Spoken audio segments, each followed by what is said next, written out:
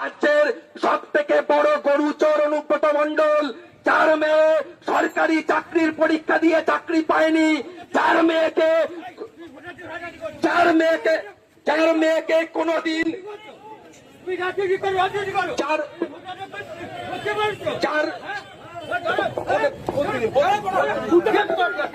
বিজেপির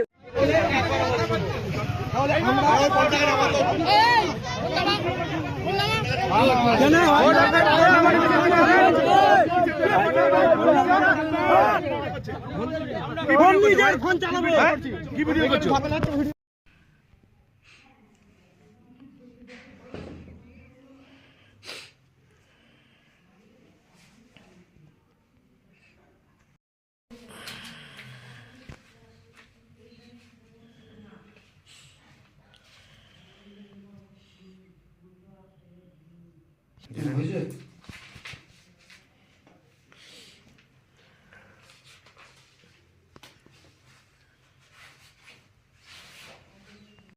আজকে আমাদের পার্টি সিপিআইএমের পক্ষ থেকে এই গোটা রাজ্য জুড়ে এসআইআরের নামে যে হয়রানি বিজেপির, তার বিরুদ্ধে একটা ডেপুটেশন ছিল, পারমিশন নেওয়া প্রোগ্রাম। সেখানে হচ্ছে আমাদের বিজেপির বিরুদ্ধে সমস্ত বক্তব্য।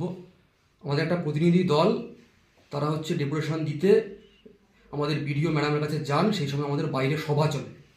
সভায় বিজেপির বিরুদ্ধে বক্তব্য চলাকালীন স্থানীয় যুব তৃণমূলের কয়েকজন নেতা আমাদের মাইকের সামনে এসে গালিগালাজ করা এবং প্রোগ্রামের পর আমাদেরকে দেখে নেওয়ার হুমকি যখন দেয়, সেই সময় স্বাভাবিকভাবে আমরা তৃণমূল আর বিজেপির যে সেটিং, যে বিজেপির বিরুদ্ধে কথা বললে তৃণমূলের বাধা দেওয়া, তার বিরুদ্ধে আমরা একের পর এক অভিযোগ, যেগুলো গোটা রাজ্য জুড়ে স্পষ্ট হচ্ছে, সেগুলো আমরা তুলে ধরার চেষ্টা করি।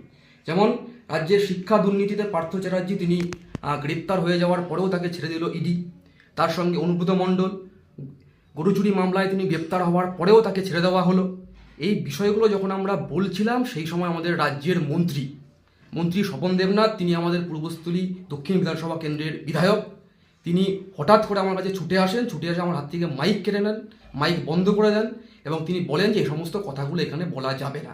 এবার তার সঙ্গে সঙ্গে আমরা যেটা দেখতে পেয়েছিলাম যে আমাদের সভা চলাকালীন যেহেতু রাজ্যের মন্ত্রী নিজে ছুটে এসছেন, সেই সময় তার দেখা দেখি তার দলের সমর্থক, যুব তৃণমূলের কর্মী নেতৃত্ব, তারাও সামনে এসে মারমুখী ভঙ্গিমায় আমাদের সঙ্গে অশ্রাব্য ভাষায় গালিগালাজ করা, একজন যুব কমরেডের মোবাইল ছুঁড়ে ফেলে দেওয়া, তার ফোন থেকে সমস্ত ভিডিও ছবি ডিলিট করে দেওয়া, এই ঘটনাগুলো ঘটেছে।